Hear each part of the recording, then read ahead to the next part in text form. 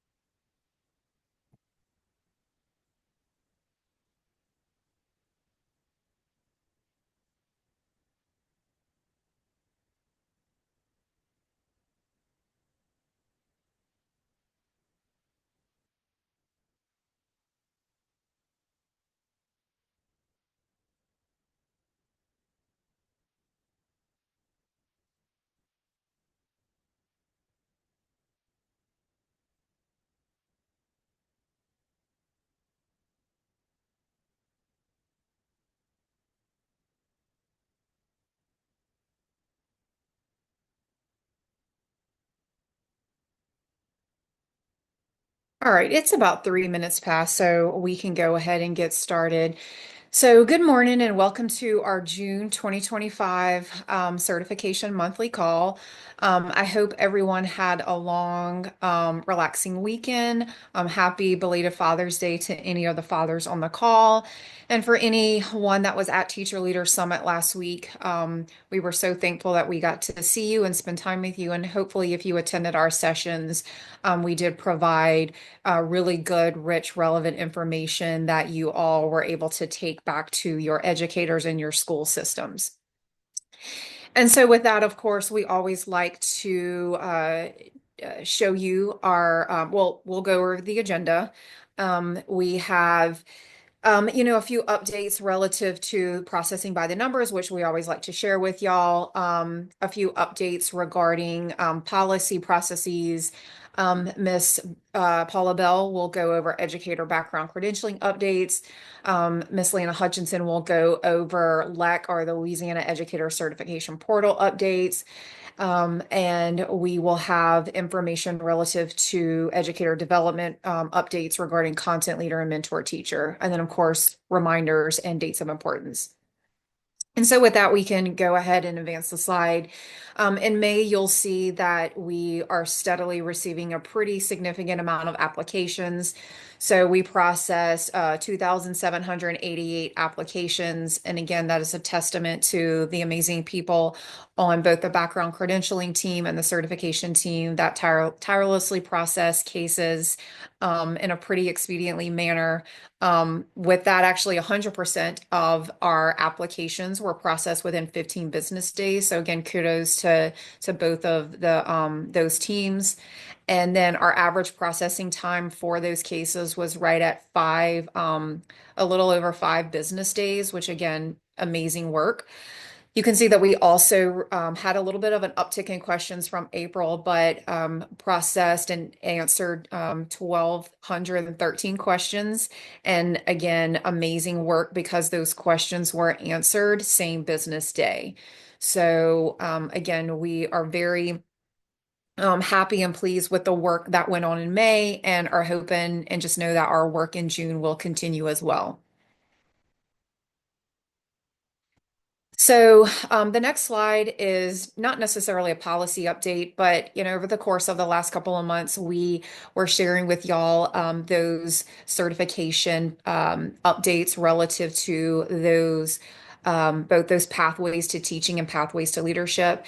And we have been communicating that we were working on a podcast. Well, we are finally able to say that the podcast has been finalized and it has been posted, and it is such a fun, cool, collaborative way to disseminate information to prospective educators that may be interested in joining the world of education. And so not only is it linked there, a direct link, but it is also available on our website, teachlouisiana.net, and also the LDOE's website as well. And so again, feel free to share that podcast out. We have been over the course of the last couple of weeks sharing it out and have just been getting really, really positive feedback. And so we are actually hoping that we will begin working on the Pathways to Leadership podcast and are hopeful that we'll have that posted ready for sharing probably within the next couple of months. And with that, I'm going to turn it over to Ms. Paula Bell to go through educator background credentialing. Thank you so much, Rachel. I wanted to provide you a few updates in our numbers as well. You'll see here on the slide the clear credential and fingerprinting resources. Between January 1st and June 9th, we have granted 8,783 clear credentials, which means we've received and reviewed that at least that many CBCs for certification under our service code for individuals seeking certification where there were no disqualifying convictions. Using the frequently asked questions and inquiries from you, we have created a list of resources here that can be accessed. We've shared the slide deck out, those are linked there. And this will help support your work when communicating with your employees, teacher candidates, and such. So the resources linked here include a rationale as to why a CBC is required for certification, aside from the fact that it's state law, a document that explains what the clear credential means. It's not a certificate, but rather an indicator that one has been cleared for certification, cleared to fulfill educational requirements for certification. On that third link, we have, of course, the educator fingerprinting packet. That packet has been updated since our last monthly meeting. It has been placed onto the department's branding and it has been cleaned up, tried to synthesize it and make it much more concise, although it is still quite lengthy with all of the disclosures and that sort of thing from the Louisiana State Police and the FBI. And then finally, we have a reference document outlining reasons why a certificate may be denied, suspended, or revoked, and the process for that records review for reinstatement where allowable in law. If you're not seeing the clear credential for an individual when verifying their records on teachlouisiana.net, and it has been at least 3 weeks since they have been fingerprinted under our service code, go ahead and email me and the background credentialing team at educatorclearance@la.gov so that we can investigate. The more details you provide, the better we can help you. A copy of the receipt, that sort of thing. When you're looking at the receipt, you'll know if it's our service code because it will say Louisiana Department of Education. Whereas we're seeing receipts that say retail services or right to review and that sort of thing. So you could tell by the receipt if we're going to receive it or not, and if they use the proper service code. So on the next slide, it has come to our attention that school systems may not be aware of the reporting laws and policies. So I wanted to review this with you. School systems must report to the Department of Education within 10 days if a certified educator resigns or is terminated or resigns in lieu of termination for a felony conviction or plea, any testing misconduct such as cheating or breach of test security. That needs to be reported to us within 10 days. After the department receives the report, we must notify the educator in writing, who then has 10 days to refute the allegation or provide evidence of whatever, mistaken identity. The department may act on wrapbacks. We also act on unsolicited or anonymous tips, third-party reports such as media alerts, but educators will still get a chance to respond before any sanctions are imposed. One of the reasons we felt it necessary to communicate this information is because recently I received a media alert regarding a school system employee having been arrested and convicted and terminated. And the school system provided a comment to the media, but we didn't know about it other than the media alert. So we just want to partner with you and strengthen that connection on that reporting. Of course, there's another law that states any educator convicted of or pleading nolo contendere to a felony, that they must self-report that and notify LDOE within 2 business days. So, it's hard pressed to expect that if someone is convicted of a crime, they would be forthcoming, but it could happen, and the law directs them to do such. So if you have additional questions or wish to report a situation as directed in the state law and policy, contact us by emailing educatorclearance@la.gov. And with that, I'll turn it over to my colleague, Miss Lana Hutchinson, to talk through our new LEX system.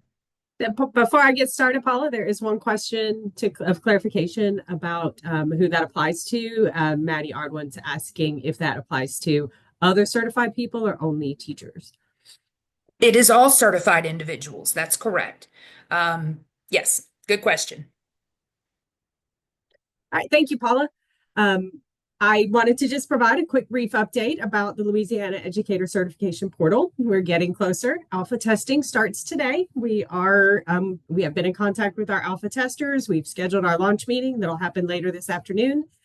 We're optimistic that it will go well and hopeful that the schedule is going to stay right on target. If assuming we don't have any major issues in alpha, then we will be moving to beta beginning July 7th, with the still continuing to anticipate that go live date at the end of July, around the 28th. So we would again continue to ask that you keep your eyes out for training sessions. I expect around the time we start beta testing, we'll also start offering the kind of HR sessions, preparation provider sessions, and some other trainings to get y'all started. So you'll be ready to just jump right in as soon as we go live. And then we will continue to have a few of those after go live. That will be your opportunity to kind of get that one-on-one training or group training on what to expect once it's launched. And we also, again, continue to encourage you to get those PDFs submitted in a timely manner. Once we do go live, we will only be able to allow about 2 weeks where both systems are up and running. And then we'll need to turn off the old system and any applications that are not submitted before we have to turn off the old system. Those folks will get to jump into LEC and submit their applications electronically. So we do have a couple other updates to share. And again, these updates are related to when we go live on the Louisiana Educator Certification Portal. These changes are not taking place today. So one of the changes to bring the CTTIE application in line with all of the rest of our application packets, you probably know that if you request an initial certificate or a add-on to a certificate, the first area is the $50 processing fee, and then it's an additional $25 if you add an additional area. And so we'll be bringing CTTIE applications in line with that as well. If you request 2 SIP areas, it'll be $50 for the first area and additional $25 for the second. And again, that's once we go live with LEC. Requests for course approval. This isn't a super common request, but when we do receive the course approval request, we will review and approve up to 4 courses for the base $50 fee. And to have more than 4 courses reviewed and approved will require an additional $25 for every 2 additional courses we review. All applications in LEC, particularly initially and probably for a good long time, will need to be essentially initiated by the educator. So HR and preparation providers, you will have the ability to send a request to the educator to say, hey, it's time for you to apply for your PL. Here's the application. Or, hey, it's time for your certificate to be renewed. Here's the application. But they will need to start that and then send it to you to complete your parts as an authority, a preparation provider, or an HR person. I know that now with the PDFs, kind of anybody can download it and get it started, but that will be one change. It will require the educators to be a little bit more involved than they are sometimes now. And we think that's a really good thing. All of the routing to as preparation providers and HR offices will be automated. And so you'll get your requests to go in and check those applications and take a look at them, fill out your parts. And then the payment comes at the end. So the applicant will fill out their parts, you'll fill out your parts, and then the applicant will be asked to come back and make their payment once everybody's done and everything. And we hope that will help control for folks who kind of have been making payments thinking they needed to apply for something, and then they find out that they did not actually need to, or they applied for the wrong thing. And so it should kind of take us all the way through the process so that we don't have people making payments when it's not necessary or paying the wrong amount. You will also, as HR or preparation providers, have the ability to make the payment yourself. We know that doesn't happen very often, but there are certain school systems who will pay for certain types of requests. So that is going to be available to do that once we go live with LEC and straight through the application system. The automated CBC's clear credential verification will also be in place once we go live with LEC. So an educator that wants to submit an application that does not have a CBC or a clear credential on file, when they try to go to the list of applications, they're not going to see anything at all except for a single application packet that's essentially the educator fingerprint information that says you don't have a CBC or a clear credential on file. You'll need to go do this before you can see all the applications and start the actual application request. And so that should also very much streamline the process of rather than everybody doing all the work to fill out the application just to find out we have to start over again because of the credentialing piece. They won't even be able to start if they don't have the CBC and clear credential. They can get that done first. So we see, before we jump to the next, I do see there's a bunch of questions in the chat. For those of you who have not been paying attention to the chat, yes, we are aware that the Teach LA Live portal, the links that are in all our documents are not working. There was an update to our current portal over the weekend. We did not anticipate that this was going to cause any problems, but it apparently forced a change to our web address. We had asked that they not enforce that for us since we're at the end of our contract and we'll be moving to LEC, but apparently somewhere in the process that did not happen. So they have changed our web address for the portal for submitting applications. Copy it here. I'll drop it in the chat again. I see that Rachel and Paula have dropped it a couple of times. There is an updated link. Lana, may I interject? One thing to note is when you use the updated link, it's going to take you to the homepage. And when you click on login, it will still give you that error. I'm trying to work on that correction right now. So just click in the top right-hand corner and log in. That way you'll be able to get to the places where you can upload the certificate, the requests.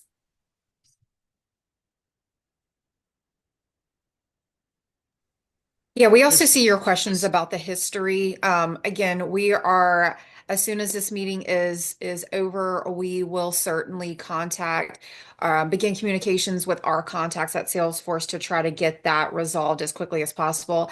As Lana mentioned, initially we were told that this would not have any impact on the any of our stakeholders' ability to upload and really impact any sort of processing, whether it's y'all internally or us internally, y'all externally, being able to go in and use things like your history, especially because we know that the history portion of the portal is a very vital part to making sure that all of your educators have what they need. And so please rest assured that as soon as this call is concluded, we will certainly again kind of reach out to our partners at Salesforce and provide an update to y'all as soon as possible. But we do, continue to ask for your patience, and just know that we are working to resolve it as quickly as possible. There was a few other, it looks like, questions. It looks like we did have a question: if you volunteered to test but did not get an email about testing or a meeting today. Miss Christie, we alpha testing is only with right now is only with one private university and one public preparation provider, and then the same is true for HR. It's my understanding, and Lana can correct me if I'm wrong, that beta testing will be for a bunch more people. We really wanted to try to contain alpha testing to a very, very small group. And so if you did not get the message today, then that's because you were not, or your system was not selected for alpha, but likely will be selected for beta. Our plan was to essentially anybody that volunteered for beta, we wanted to try to give them an opportunity to go in and do that work for us. Yeah, so that's exactly right. Um, We do intend, all of our beta volunteers should be hearing from us once we get alpha underway, and just make sure everything actually works as expected before we've got a large group of people in there trying to get the testing done. So we'll do these first couple weeks and then we'll move forward.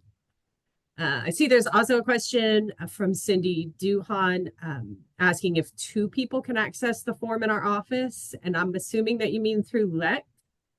Yes, two, five, however many people in your office you want to authorize. So all applications, for instance, for UL would go to the UL kind of holding space. And then as many people as you want to authorize to access that holding space, of course, with authenticated signature forms and all that sort of stuff still being submitted to our office. But your folks, you can authenticate multiple people, and they would just go in and see all the applications waiting, claim the ones that they're going to work on. Other people in the office can claim the other ones that they're going to work on, and then go from there. Once it's been claimed, only the person that claimed it can sign it and finish it. But you will be able to kind of distribute that work. For our school systems, you can so EdLink Security will have multiple different ways to request authentication. So school systems may choose to say this person in the office handles school A, B, and C. And so those individuals just request access to those schools. Or you can say give them access to everything for the whole district, or you can parse it out however you like through, because if you're familiar with EdLink Security, our school systems have already been using it for some other things. You'll be able to select access at the district level, school site level, a combination of the two, and kind of break out that work however works for you. Lana, can I ask a question about that? Yeah. So my question was a little different. So because we are a large provider, I have to sign off on all those applications, but I have an admin that completes them and fills out all the information. I double check that they're correct, and if there are any corrections, and I make the corrections, and then I sign off on them and send them. That's why I was asking, is there a two-step process that we could use? Because we're such a large institution, I, I'm the only one that can sign off on those. So It that was shouldn't be a problem. That would be something that we'd have to test, because once it's been claimed, if she claims it, then I don't know. I'm not 100% sure how that's going to work. That's part of being in the, initial stages of starting to test with real world scenarios. I can certainly look into it. I know that multiple people can put information on the application that is then retained for the authority who's signing to sign. So I know it's possible. I just have to think about how that will work, what type of access she would need in order to review it, add information to it, but not sign as the authority. okay. Thank you. I can ask the security guys Thanks. what sort of access that would be. I also see a question about will educators be able to access the TAT applications or only HR? So initially, and I know when we gave a sneak peek a couple months ago, we had talked about hiding certain applications so that educators are not able to start those unless they've been sent the application. And we're going to be able to do that for our preparation providers so that your candidates can't see the resident application until you send it to them, or the PL application, or the initial recommendation, so that as prep providers you can determine when is the appropriate time for that candidate to be applying for that particular certificate, and then send it to them. But we've run into a little bit of a concern, I guess, with hiding any of the other applications, primarily because of the way that our non-public and public schools kind of have different data in the data systems. Because our non-public schools don't report employment in like PEP or EdLink 360. If we hide those applications, our non-public folks can't see them. So we are going to work over time to get to a place where maybe we can hide some of those so that educators can't choose to start filling them out without being prompted by their HR office. But initially, since our non-publics will need access to those applications as well, we will need most of the other applications will be available to anyone. And so educators can go start any application and send it to you. And then you can either say, no, we're not putting you on a TAT, or no, we're not, just not finish the application. And luckily, when that happens, they won't have paid, they won't have lost money, they won't, they'll have filled out their portion and sent it to you, and then you would decline to complete it from there. But you will still be able to send it to people. We just can't hide it. So the only way they get it is by being sent it, at least not initially.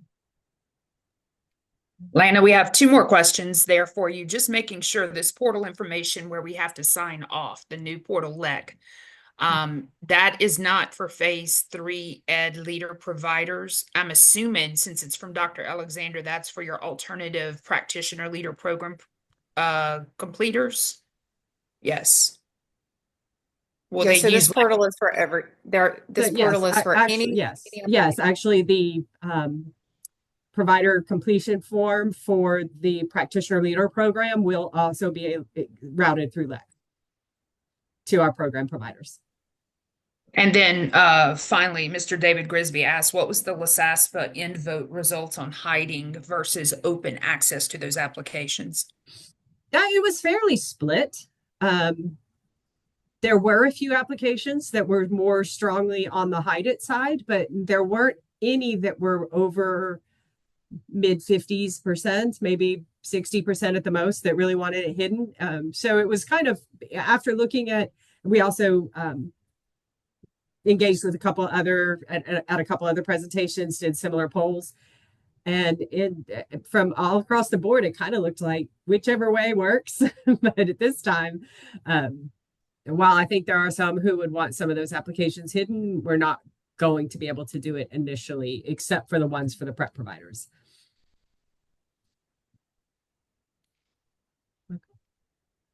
And so we will have more time at the end of the call as well, I believe, for additional questions and answers, whether it's about LEC or any of the other content.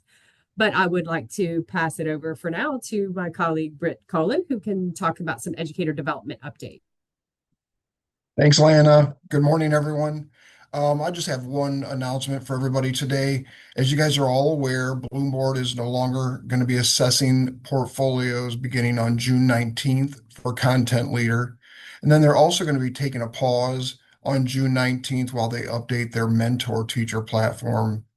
On June 24th, they will again begin assessing mentor teacher portfolios with a price increase of $500 per portfolio. As a result, the department will be opening applications for those interested in assessing content leader and mentor teacher portfolios. We have a tentative launch date for applications for June 24th. I will be sending out a link to a link to the application next week to all current approved vendors of mentor teacher and content leader training courses. Our goal is to receive all of our applications by July 12th, score them, and then send notifications by July 28th with a go live date of August 1st. I'd be happy to take any questions if you guys have any at this time. And if you want to put them in the chat, that would be great, and we can get back to them at the end. But with that, I will turn it back over to my colleague, Ms. Rachel Norman, to conclude the call.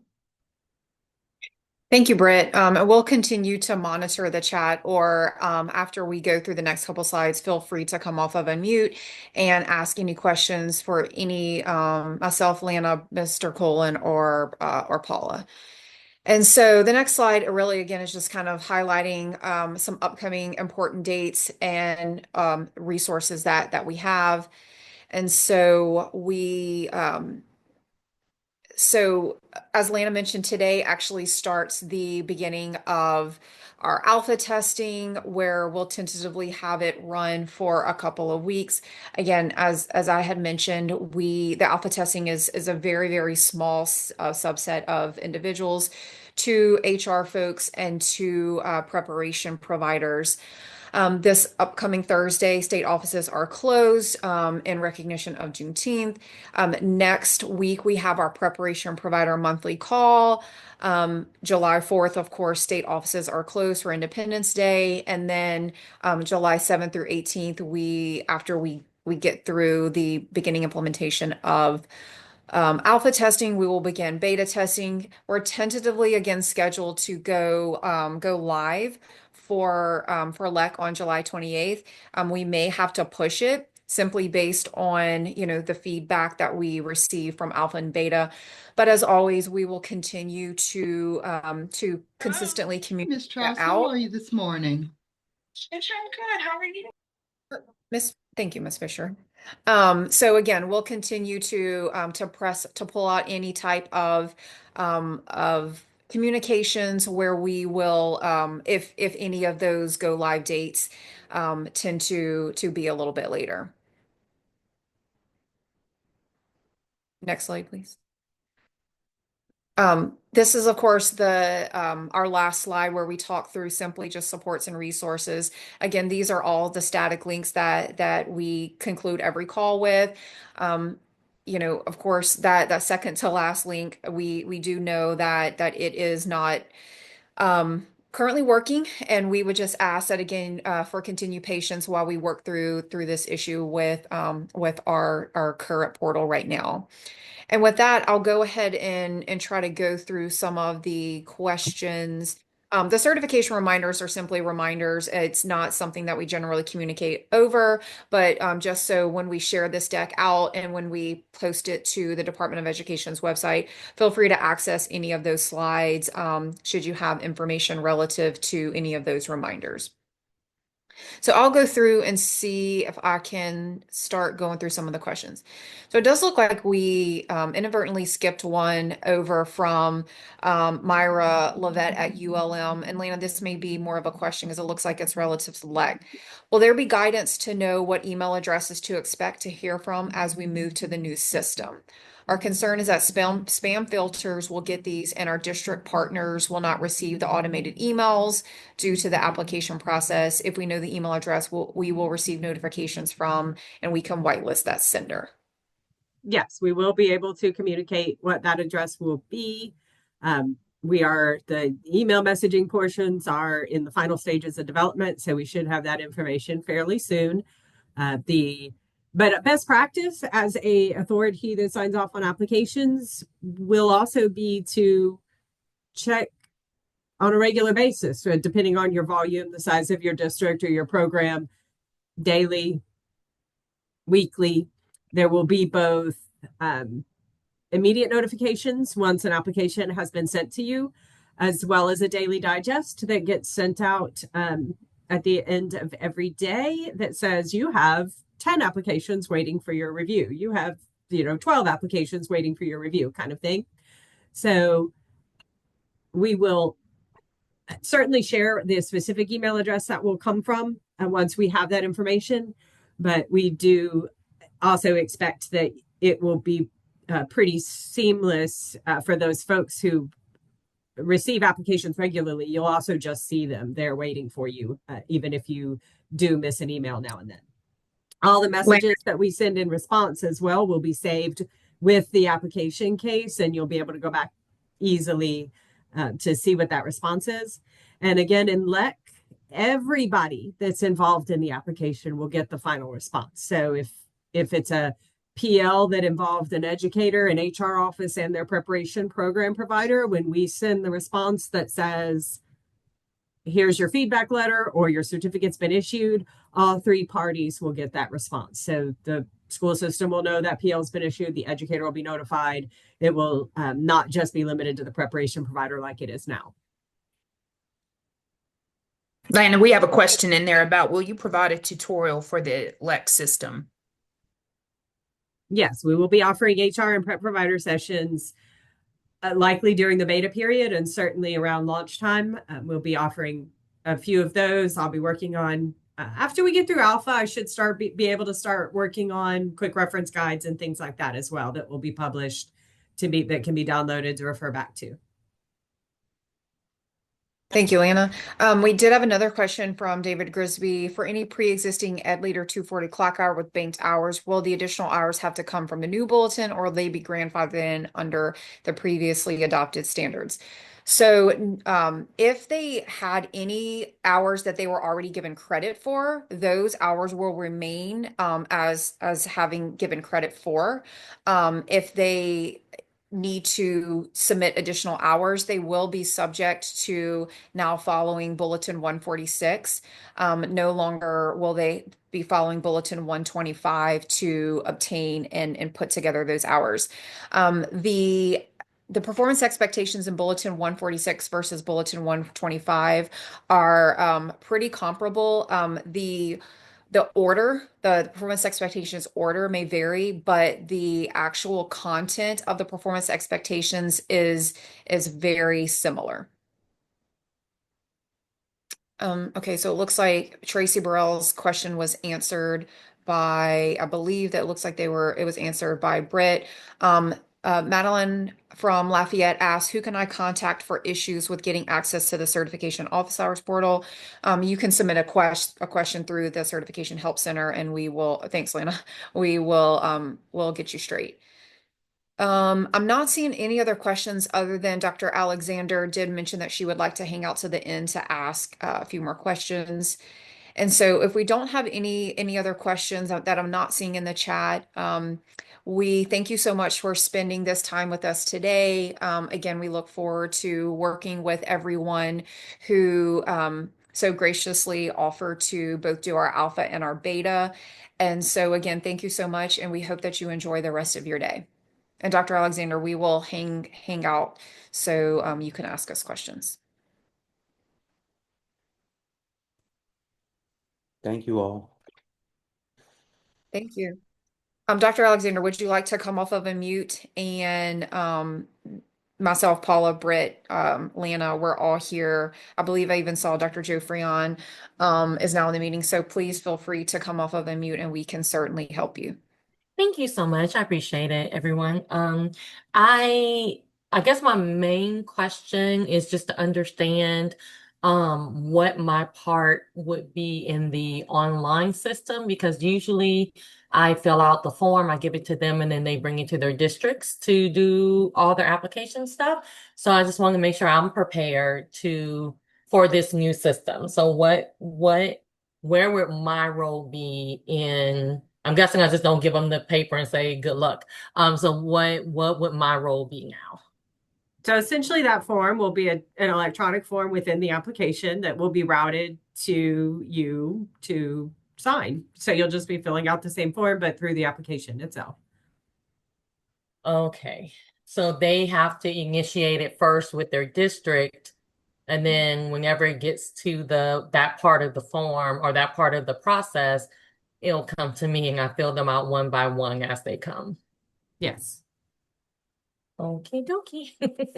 That's definitely going to be different. I appreciate you telling me early because I'm the only one, so it's going to be it's going to be different, but thank you for letting me know. You're welcome. Rachel, this is Georgia. I have a quick question that's kind of off topic. Can I ask? Sure. Yes, ma'am. Okay. And send me to office hours if this is not the time and place. I have a couple of teachers that are working on their SPED add-on. And they've used University of Phoenix for most of their courses, but there's one or two that they don't offer. Do Mhm. most Louisiana colleges offer those required courses, or are there any that y'all would point us to in particular? It's like the behavior course, and there was one other that they were looking. Yes, ma'am. Great question. So, most universities in Louisiana do offer all of the six courses or 18 hours relative to adding any of those generic, mild, moderate add-on areas. Honestly, it kind of, I mean, we generally don't point anybody to one particular university because I mean, everything from North Louisiana all the way to South Louisiana and every university and academic institution in between do offer those courses. I mean, if you want to schedule office hours, we can certainly point you to if that individual has specific universities that they're wanting to potentially register for, we can actually give you the names of the approved courses for that behavior course and whatever other course that he or she may be lacking. But absolutely, yes, ma'am. We all, pretty much most academic institutions in Louisiana do offer those courses. Excellent. Thank you very much. And thank you, Debbie. I see in the chat that you say McNeese offers it too. So I appreciate it, y'all. Yes, ma'am. All right. It looks like there's a couple more. Oh, those are just thank yous. All right. So before we end the meeting, we just wanted to give one last call for anybody that may have questions. Again, otherwise, thank you so much for spending time with us this morning. And again, we do apologize for the issue with the link. Again, as soon as we end this meeting, we will get together and potentially come up with a solution, hopefully by close of business today, but you know how things go. Hey, Rachel, Yes, ma'am. this is Tracy from LSUA. I do have one quick question. I heard someone say that I understand that the educator will initiate the application process when we transfer to LEC, but they don't have to go through the district, right? They just do it online, right? So our preparation provider applications will be initiated by the preparation provider. You'll send it to them, and then they will fill out their part. Uh-huh. Yes, there will be district parts on pretty much all of the applications. It will need Right, the intent to employ with your PLs. We'll need the new intent to host that we have talked about in previous monthly calls for the residents right. with the verification of the residency if it's an initial application. But the educator will fill out their part. Then they will say, this is my school system, this is my preparation provider. And those two pieces will go kind of at the same time to those different authorities. Best practice as a preparation provider would be to wait to do your part until you verify the HR office that the school system has done their part, because as the preparation provider, you would be the kind of ultimate authority on that application. But you wouldn't have to. I mean, you could go ahead and do your part and wait, and then if the school system does their part, great or not, but you would be missing some information if they haven't done their part yet. But the forms will go at the same time to each of you. Each of you can fill it out as is convenient within your workflow, whatever. And then once all parties have signed, then the educator will be prompted to pay. Now, with the residents, since there's no fee, once everybody has signed everything, you as the provider could also just submit it. There's like, you still check out, but the fee due is 0. So you go to checkout and then just submit. I guess I'm just anxious for the training. Well, we got to get through alpha first. We I have to make sure know. it all works. And then Oh, yes, ma'am. we'll learn a lot from our alpha group about what we need to include in the training. We are hopeful that it is intuitive enough and user friendly enough that a lot of training won't be necessary. That once you get in and kind of get your hands on it, you'll go, oh, this makes perfect sense. Click on this application and just answer the questions that are asked. But where our alpha group has hiccups and can't quite tell what they're supposed to do, those may be places that we, make some notes, make some reference guides so that we can help the rest of all our stakeholder groups better understand how to navigate through the new system. Thank you. You're welcome. This is Dr. Desiree again. So there will be training, I'm hearing, and how do we make sure that we're set up in the system? Because I didn't have to be before. All of that will I be know, communicated when we get closer to launch. for the training and all that. All right, I am good to go. Thank you so much. You're welcome. Thank you. All right, y'all, I don't see any other questions in the chat. And so again, thank you so much. And we hope you enjoy the rest of your day.